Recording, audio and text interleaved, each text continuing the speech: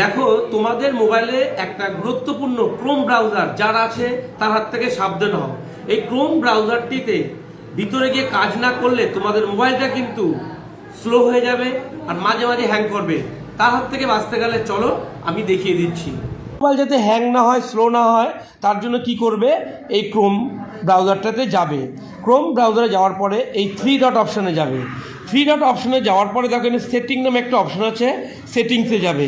সেটিংসে যাওয়ার পরে একটু স্ক্রল করবে, সেটিং নামে একটা অপশান আছে, সাইড সেটিংয়ে যাবে। সাইড সেটিংয়ে যাওয়ার পরে তোমার এইগুলোর কারণে মোবাইল পুরো কি করছে, হ্যাং করছে। এইবার তোমরা কি করবে, একটু স্ক্রল করবে, দেখো লেখা আছে ডেটা স্টোরস।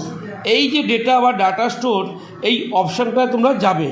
টাচ করার পরে দেখো যা যা তোমাদের অপ্রয়োজনীয় ফাইলগুলো এখানে জমে গেছে, সেই অপ্রয়োজনীয় ফাইলগুলো কী করে দেবে, ডিলিট অল ডেটা। এখানে ডিলিট করে অল ডাটা করে দেবে, ব্যাস ডিলিট করে দাও।